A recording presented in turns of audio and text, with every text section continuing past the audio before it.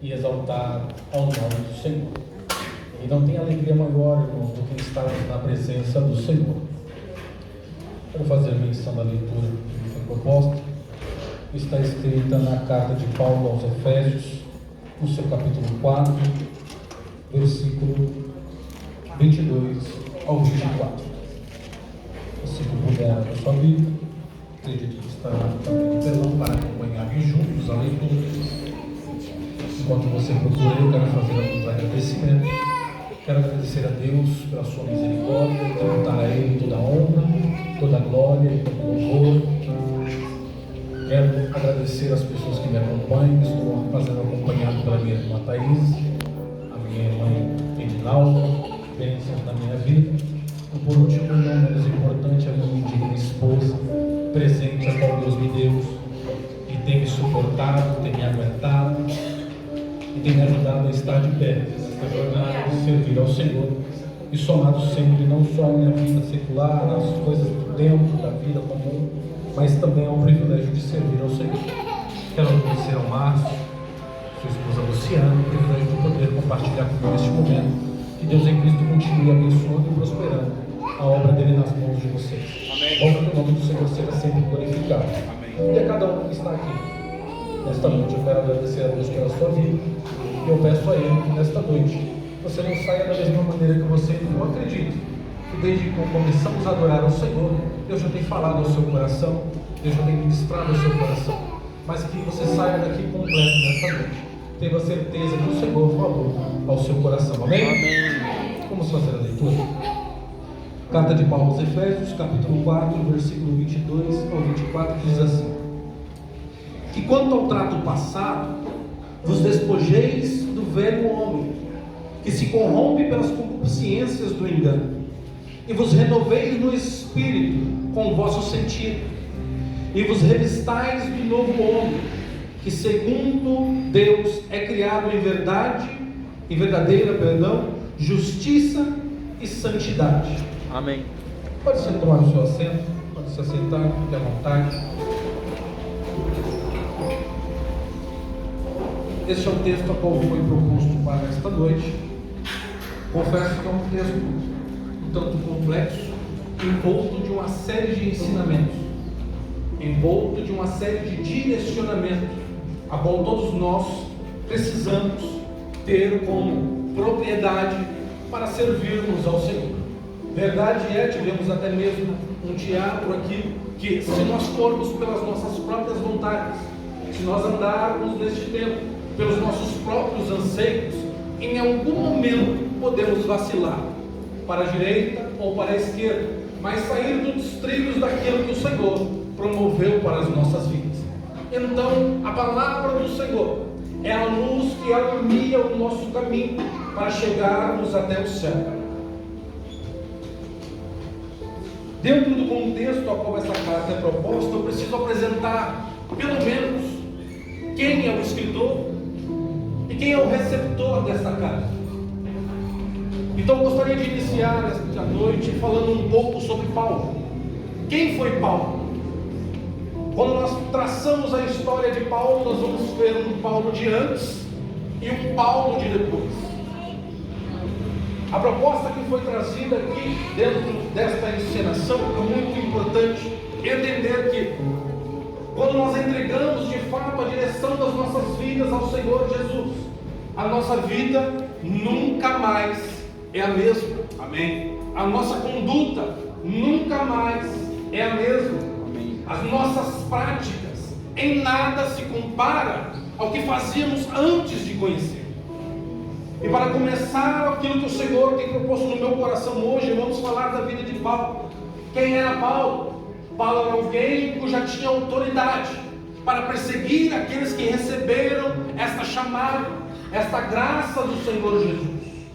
Paulo, ele tinha prazer em buscar a morte. Entenda a gravidade disso.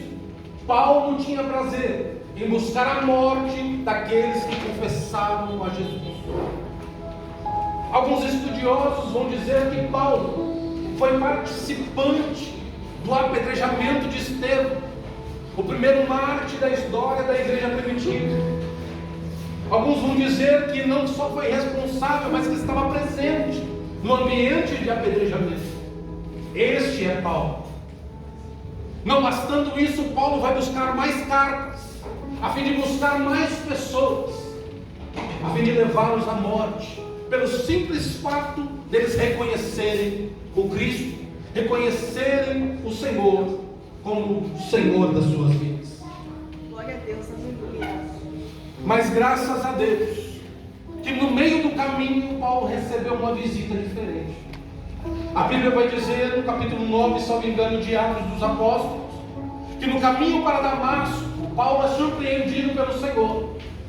Paulo cai do cavalo, tem os seus olhos fechados, já não enxerga mais, e tudo que ele consegue fazer é ouvir a voz do Senhor. E a voz bradava dizendo: Saulo, Saulo, por que tu me persegues? Isso é muito pesado para você, Saulo. E aqui eu já aprendo uma lição. Algumas vezes nas nossas vidas, para transformarmos de completo, para transformar as nossas vidas por completo, o Senhor precisa tirar a nossa visão. Porque quando nós começamos a ver as coisas do mundo, às vezes as coisas passam a ser muito atrativas aos nossos olhos.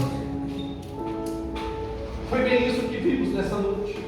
Às vezes os nossos corações estão inclinados a servir ao Senhor, mas basta os nossos olhos enxergar o glamour deste mundo, o brilho das coisas deste mundo. Isso às vezes pode roubar de nosso coração o desejo de servir por completo ao nosso Senhor. E eu vejo que Jesus estrategicamente faz isso com Paulo. Paulo não vê mais. Tudo que Paulo faz é o que? É ouvir a voz do Senhor. A história segue. Paulo é reservado em um ambiente na qual está distante de tudo aquilo que conhece. Paulo agora começa a ser doutrinado sobre uma nova realidade. Para vocês terem uma ideia de quem era Paulo, o Senhor vai se revelar a Ananias e vai dizer: olha, Ananias, sabe o Saulo, sabe o Paulo? Sim, Senhor, esse é perseguidor de crentes, esse aí matou muita gente, sim. Ele está em um lugar, numa rua chamada direita, esperando você ir até ele para falar do meu amor para ele.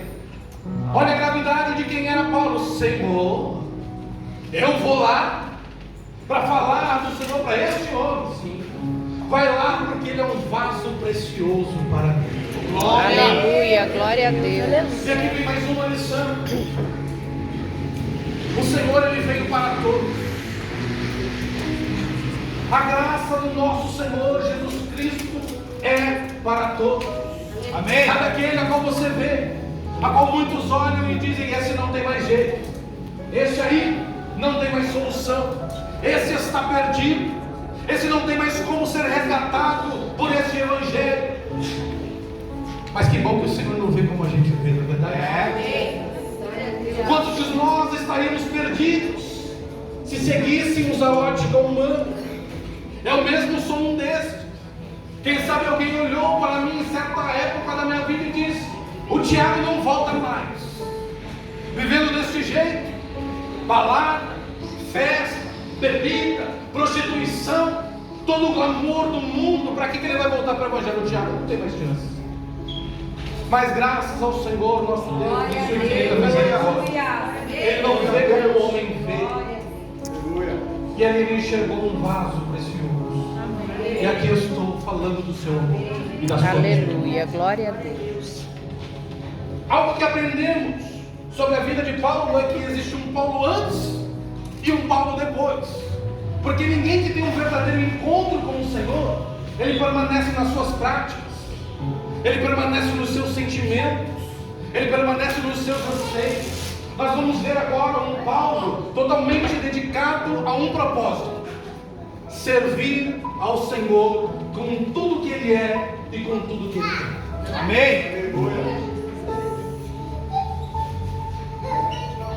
Então a história vai se seguir. Paulo é doutrinado, Paulo é ensinado. E veja bem, quando Paulo toma conhecimento da palavra do Senhor, em certo ponto ele vai dizer: tudo que eu conheço, tudo que eu sei, Tudo que eu aprendi equivale ao esterco. De nada é útil. Tamanha glória que ele vê, tamanha graça que ele vê no conhecimento de Jesus Cristo, no grande mistério revelado.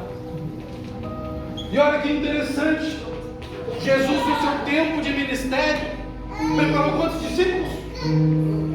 12. Vocês estão bem mesmo? Quantos discípulos? 12. Para que Paulo vai entrar na história? Tem 12, ele tem 12. Um se perdeu, não se perdeu? Só que logo o que eles fizeram? Fizeram uma eleição entre si e escolheram alguém para cumprir essa vaga. Ou seja, por um instante se perdeu um, ficou 11. Mas para que o time ficasse completo, logo se estabeleceu mais alguém. Só que o que acontece, queridos irmãos, o Evangelho ele estava fechado para pessoas exclusivas, mesmo que estes conhecessem o ensinamento do Senhor, para que essa palavra não ficasse reservada para um grupo de pessoas. E é aí que eu louvo a Deus, porque Ele vê além do que nós enxergamos. Eita glória! Quem sabe se nós estivéssemos naquela época, nós pensaríamos, estes são suficientes. Mas o Senhor conhecia a dureza do coração daqueles que serviam a Ele. Nós vamos ver que Pedro foi um grande homem. Pedro, ele pregava o Evangelho, mas Pedro demonstrava uma certa resistência quando a palavra do Evangelho era ministrada para os gentios. Nós vamos ver isso na casa de Cornélio. Pedro ele não vai entender nada. Quem é Cornélio? Cornélio é um romano, é um pagão. Só que ouvindo falar do Senhor, ele começa a orar ao Senhor. Ouvindo falar dos seus ensinamentos, ele começa a prestar esmolas. E a Bíblia vai registrar que as orações e as esmolas de Cornélio visitaram o memorial de Deus. Glória a Deus! E agora vamos explicar para Pedro que a salvação não é reservada apenas para os judeus. Como explicar para Pedro que o sangue não é reservado para apenas um grupo de pessoas? Então o próprio Deus tem que ensinar a Pedro: Pedro, não torne imundo aquilo que eu purifiquei. Glória a Deus! Sabendo da resistência, o Senhor precisava contar com mais alguém. Alguém que não veria distinção entre judeu e entre gentio, mas ministraria a graça por completo. E então Paulo entra na história. Paulo é alguém que não vai fazer distinção se você é circuncidado ou se você é incircunciso. O que Paulo quer? Paulo quer revelar a graça que foi ministrada no seu coração. Amém. Em certo ponto da Escritura, Paulo vai dizer: o que importa se um prega por vaidade? O que importa se um prega por porfia? Desde que o Evangelho seja pregado. Tudo que Paulo quer em seu coração é que o Evangelho seja pregado. Glória a Deus. E agora, desde o preparo consolidado, boas companhias, Paulo vai começar a fazer algumas viagens para ministrar o Evangelho. E dentro do contexto de Éfeso, Paulo estava ministrando em Corinto. Paulo chega a ministrar em Corinto, tem que sair de Corinto e vai em direção a Éfeso. Paulo chega a Éfeso, entra na sinagoga, combate aos da sinagoga, trazendo o ensino do Evangelho. Só que não está em seu coração permanecer em Éfeso. Paulo deixa ali Priscila e Áquila, os seus discípulos, mas fala: olha, eu preciso continuar. E Éfeso fica para trás. E Paulo vai deixar bem explícito, o texto registra, que olha, se for da vontade de Deus, eu volto. Só que quem estava ficando para trás? Éfeso. Todo um povo, toda uma cultura. Quando nós vamos estudar sobre Éfeso, Éfeso era uma cidade bem suprida. Para vocês entenderem a importância de Éfeso, Éfeso continha uma das 7 maravilhas do antigo templo. Um dos maiores templos da época foi estabelecido em Éfeso.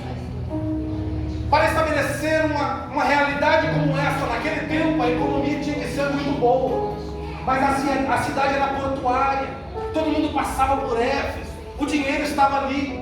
Quando ia falar em negociação, se reuniam na onde? Em Éfeso. Vamos passar por Éfeso, porque lá vai ter uma oportunidade. E qual era esse templo, considerado a 7ª maravilha?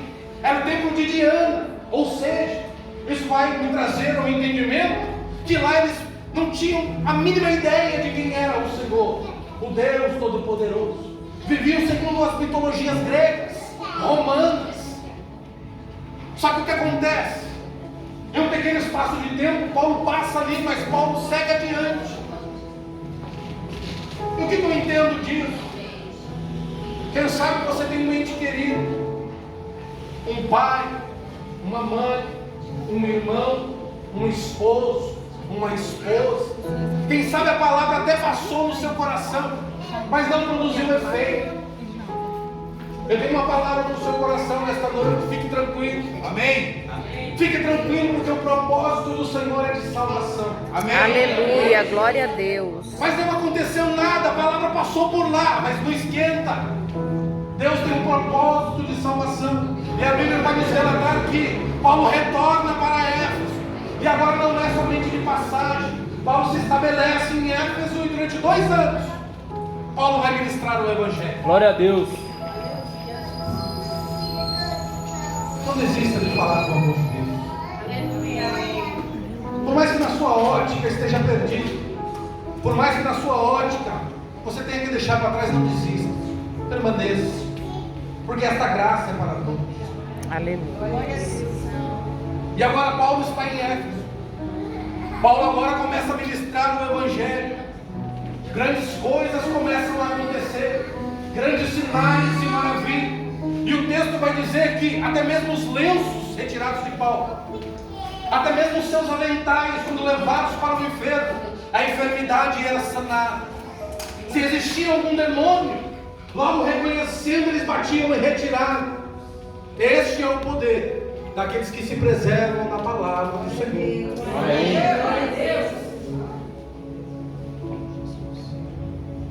O negócio é sério quando nós falamos da palavra do Senhor.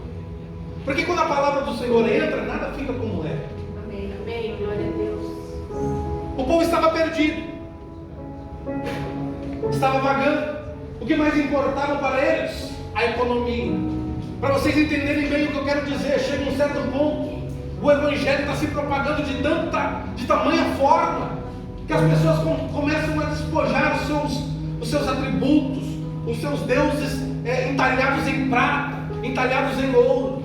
Eles começam a jogar fora, passam a não comprar mais, por quê? Ouviram o Evangelho, ouviram a palavra de salvação, e isso causa um alvoroço em Éfeso. Porque o que acontece? A idolatria, nesta ocasião, promovia muito dinheiro. As pessoas eram perdidas na idolatria. E o que acontece? Dá um centinho aí. Tem aqui para você.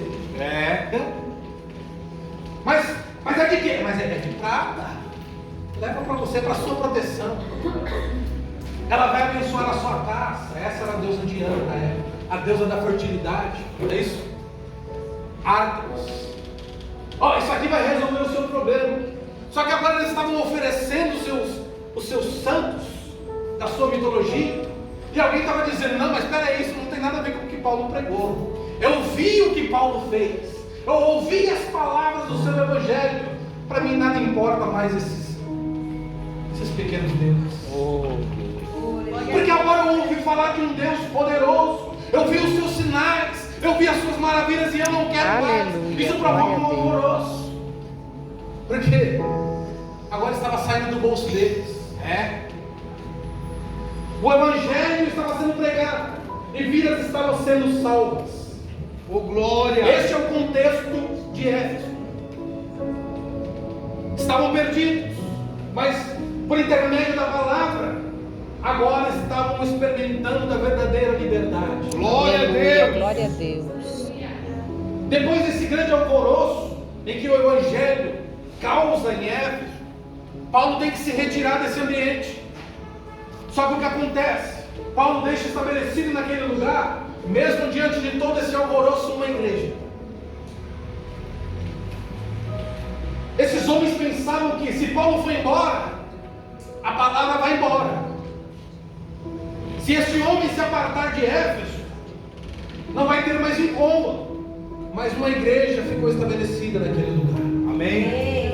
E aonde há uma igreja estabelecida na palavra do Senhor, naquele lugar, este lugar nunca mais é o mesmo. Amém. Glória a Deus. Só que o que acontece? Essa igreja é uma igreja pequena. Perto da magnitude do comércio, perto das nações que visitam a Éfeso, é uma igreja pequena. Só que quem disse que Deus precisa de quantidade? Eita Deus. Fala que eu estou te ouvindo. Quem disse que Deus precisa de números? O que Deus quer de fato é alguém sincero. Aleluia. Alguém Glória a Deus. disposto a viver, e não somente viver, mas também a morrer por esta verdade. Amém. Por esta palavra. Amém.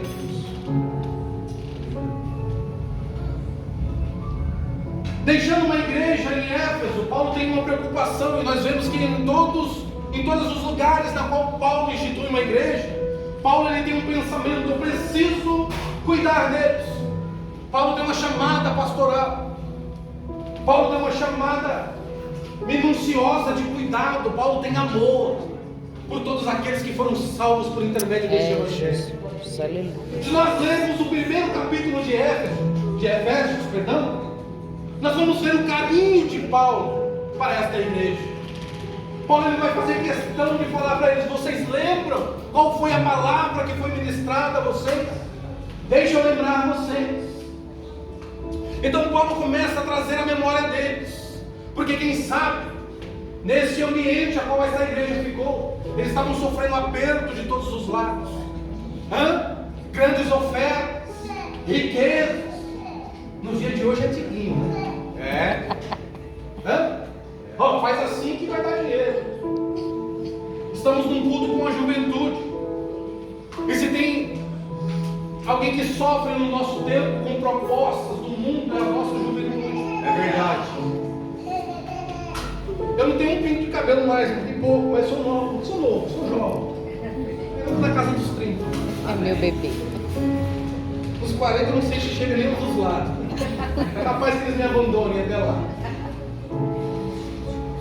Tem mais algum jovem aqui? Como é que é de 0 a 99? 0 a 99. Tem mais algum jovem aqui? Se é de 0 a 99. Glória a Deus. Amém. Nunca vivemos em um tempo de tantas propostas.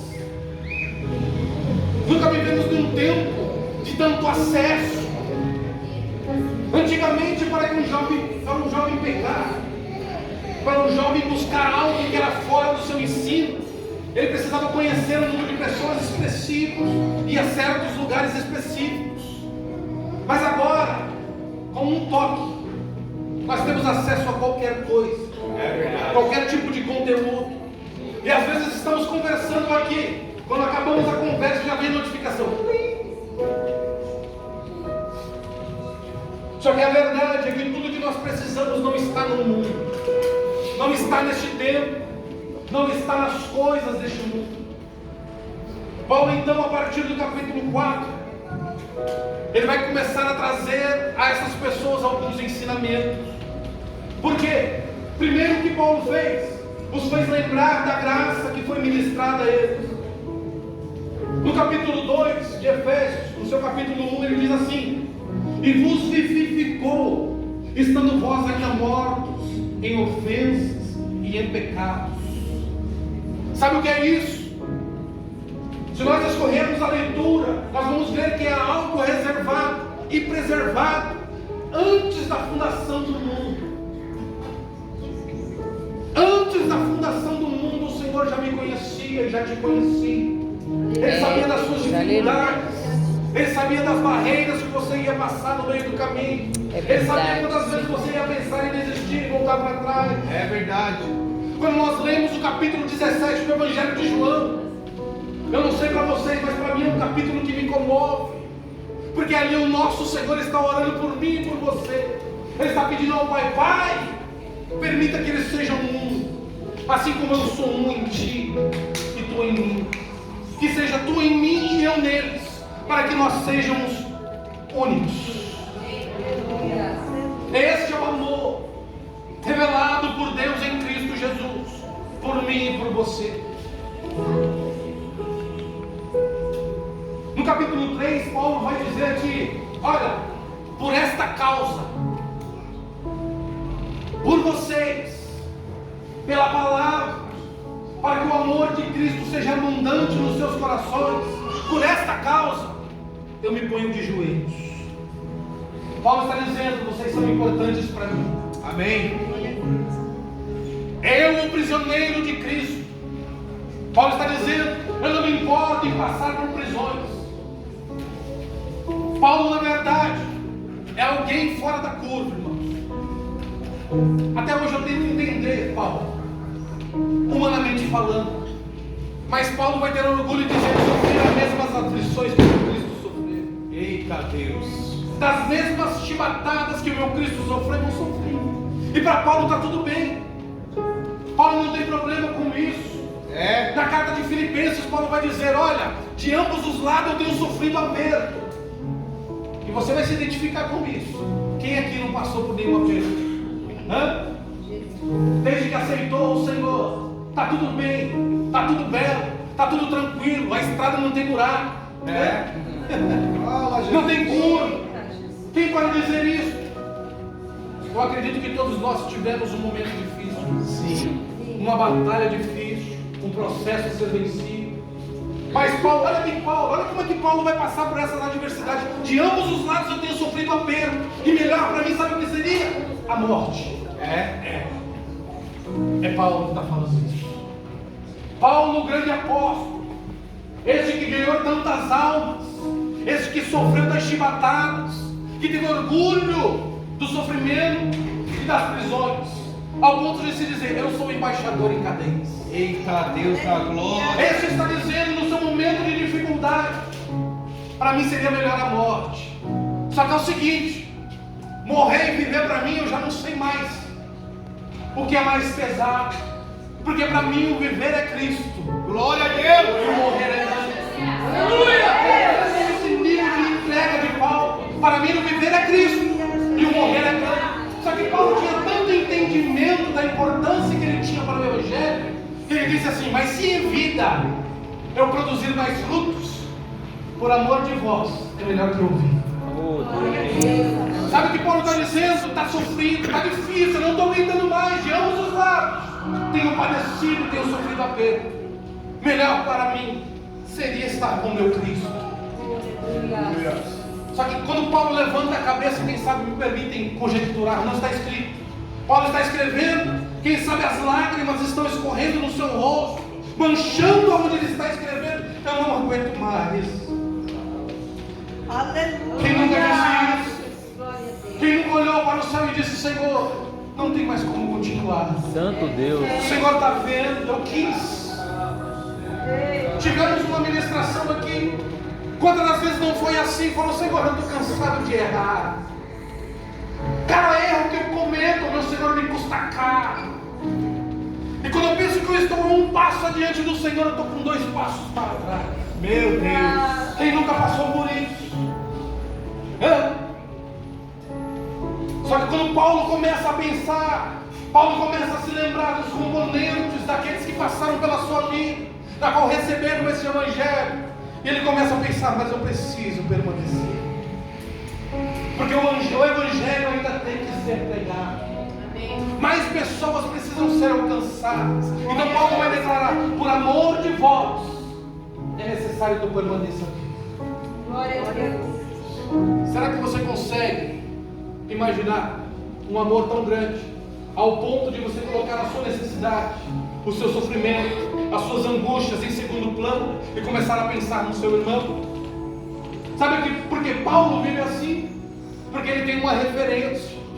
Sedes meus imitadores, assim como eu sou imitador de Cristo.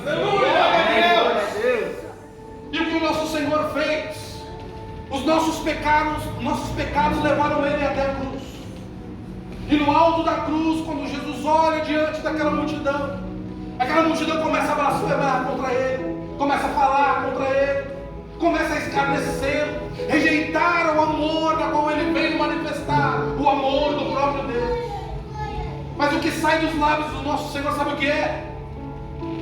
Pai, perdoa. Eles não sabem o que fazem. Eita Deus. Será que nós estamos dispostos a viver nesse nível? A viver esse nível de evangelho? Porque é isso que a palavra nos ensina.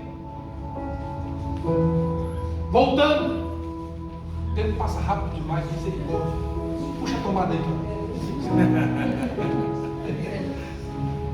Voltando para o contexto da história, da carta de Paulo aos Efésios. Do capítulo 1 ao capítulo 3, Paulo começa a lembrá-los da graça que foi alcançada, da graça que foi manifestada e do privilégio.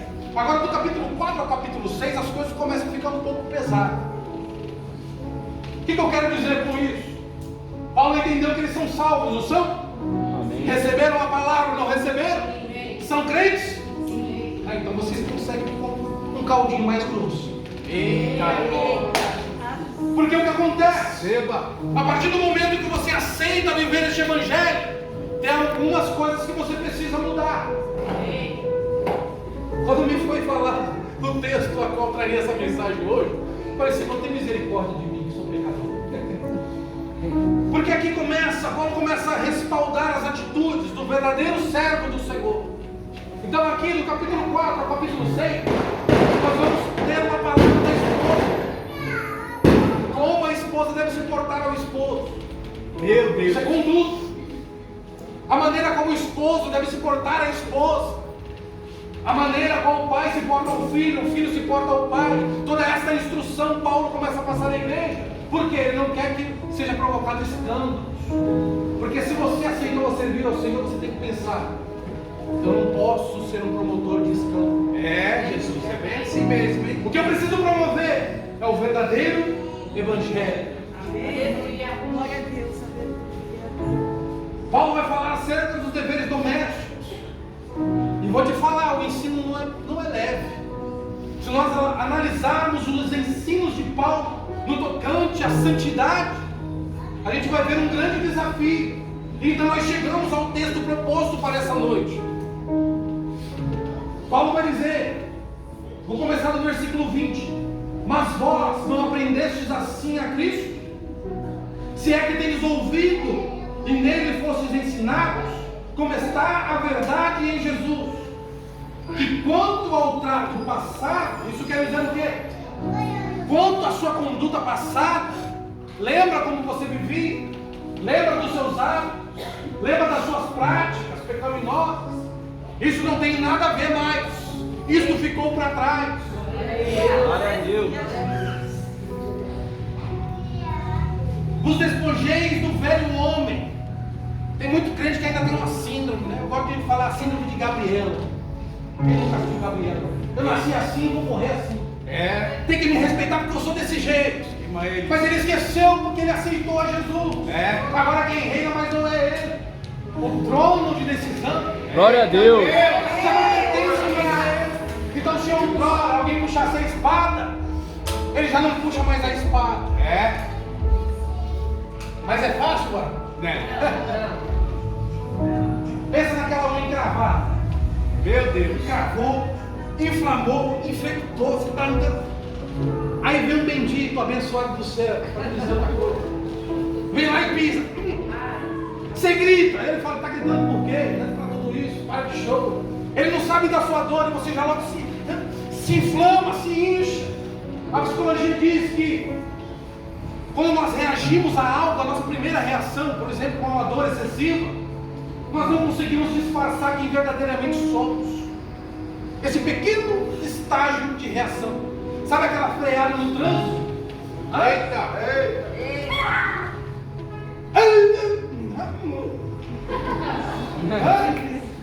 É fácil se conter?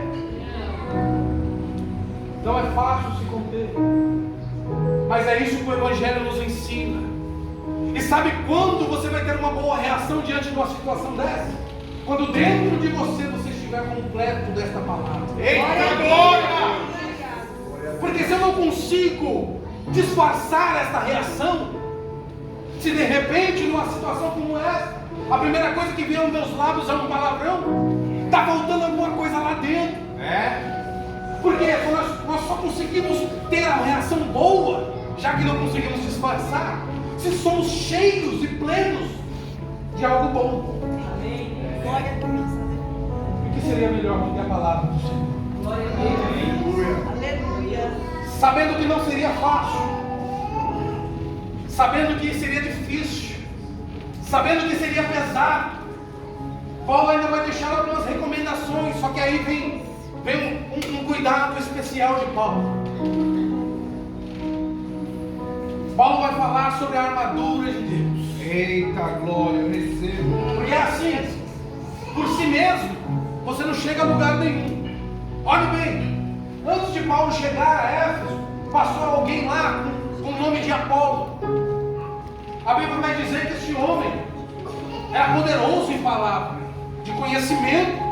Apolo sabia o que estava falando. Só que o texto vai deixar bem claro, porém ele só conhecia o batismo de João.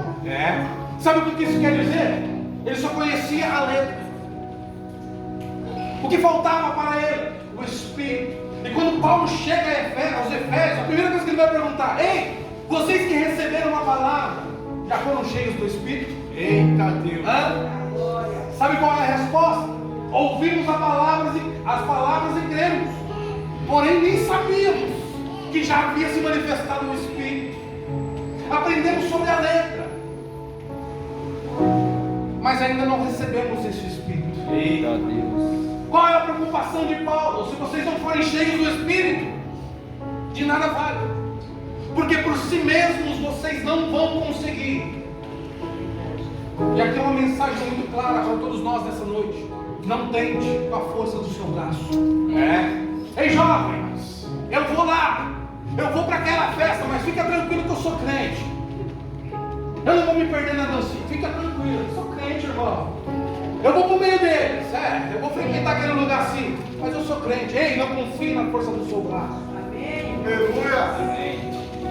Não confie no seu coração, a Bíblia vai dizer que ele é enganoso. Paulo está dizendo, sobretudo, estejam cheios do Espírito Santo. Aleluia. Glória a Deus. Portanto, versículo 13 do capítulo 6. Portanto, tomai toda a armadura de Deus, para que possais resistir. Veja bem, para que possais resistir no dia mau. Sabe por que resistir no dia mau? Porque é justamente nesse dia que você começa a ficar desprovido de tudo. É nesse momento que você esquece das promessas que o Senhor falou ao seu respeito. Meu Deus. É nesse momento que você se esquece das palavras que Ele direcionou ao seu coração. Quem não se lembra de Davi? Davi acaba de vencer uma grande guerra, ele está exausto. Davi abaixa a guarda. Só que o inimigo, ele nunca desiste, ele está ao redor. Eu vou pegar alguém. Davi está cansado, Davi é um homem de guerra. Davi não para, irmãos. E sobretudo, todas as vezes que Davi se levanta com um povo, ele diz: Senhor, eu posso? Posso, então vamos que nós vamos ganhar. Se Deus liberou, está tudo certo. Só que neste momento Davi está cansado, e Davi abaixa a guarda. E a Bíblia vai dizer que um gigante com uma armadura nova, seu nome é Esbibenov, ele vai contra a vida de Davi. No seu momento de maior fragilidade, entenda? Vai ser o momento que mais o inimigo vai investir na sua vida. Falando em fragilidade nesse tempo, nós nunca vimos uma geração tão frágil. Verdade. Eu não estou me promovendo, eu não estou me colocando acima. Eu me incluo nessa geração. Quem sabe o meu pai e o meu avô não são dessa geração. É aquela geração que pisa no prego e fala: no prego. Poxa, pronto, está tudo resolvido, não era assim? Agora, misericórdia, eu preciso de um prego. Vou começar a andar de novo, foi um sacrifício. Eu da minha mãe teve que cuidar de mim. Ela cuidou de mim. Eu não vou andar mais. Não é isso que acontece hoje em dia? Excluiu da roda de conversa, pronto. Não deu um like no Instagram, não me curtiu. Meu Deus. Eita Deus. Eu não estou aqui para dimensionar qual é o seu dia mau. Às vezes o que é um dia mau para mim não é a mesma coisa que um dia mau para você. Um sofrimento não tem comparação com o outro. Às vezes algo é leve para mim, mas para você é pesado demais. E vice-versa. Só que há uma recomendação para Paulo. Eu já estou terminando. Há uma recomendação de Paulo. Portanto, tomai toda a armadura de Deus, para que possais resistir no dia mau. E havendo feito tudo, olha só, e havendo feito tudo, ficar firmes. Sabe o que isso quer dizer? Que mesmo que você tenha completado a carreira, você já cumpriu o propósito. Só que ainda tem uma missão mais difícil ainda do que cumprir o propósito. Sabe o que é? Permanecer. E falar para você, permanecer não é fácil. Quem permanece com a rejeição? Quem quer permanecer com a rejeição? Quem quer permanecer com a traição? Quem quer permanecer dentro desse cenário? Estais, pois, firme, tendo cingido os vossos lombos com a verdade. Aleluia. Vestida a couraça da justiça. Calçado os seus pés na preparação do Evangelho. Tomando sobretudo o escudo da fé, com o qual podereis apagar todos os dardos inflamados do inimigo. Tomai também o capacete da salvação, para que a espada do Espírito, que é a palavra de Deus, e orando em todo o tempo, com oração e súplica, no Espírito, e vigiando nisso, com toda a perseverança e súplica por todos os santos. Sabe o que é isso?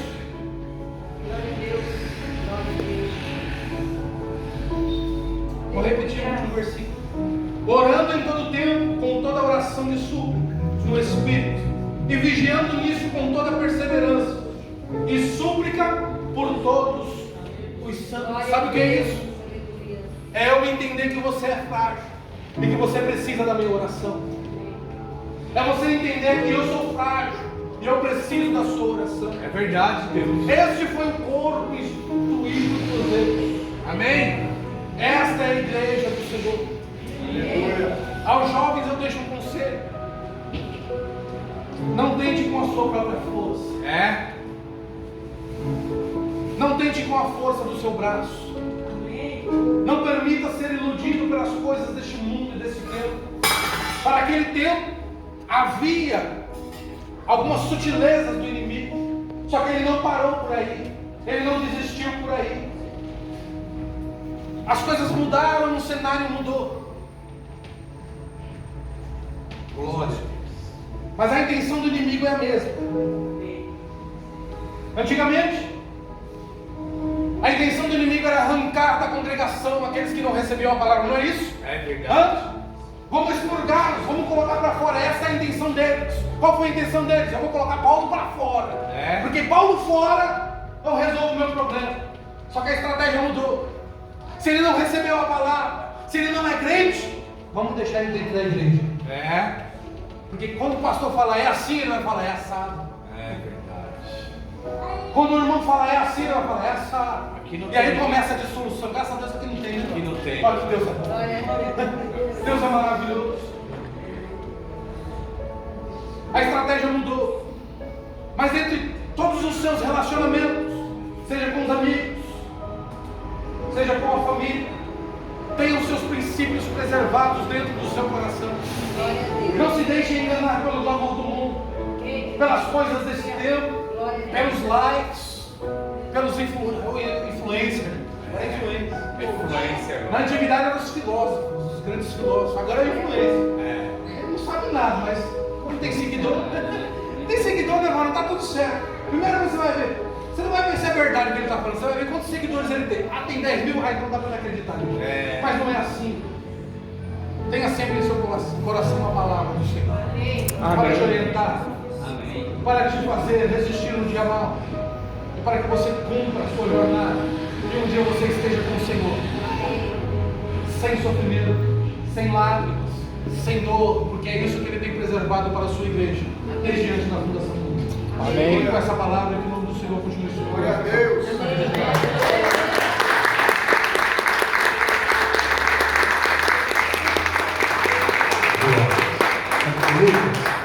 Vai na lembrança dele. Irmãos, eu nunca vi o Thiago pregar. Eu estava preocupado. Eu falei, rapaz, todo culto eu trago uma toalhinha extra, mas hoje eu esqueci. E glória a Deus que as meninas tenham aqui a reserva.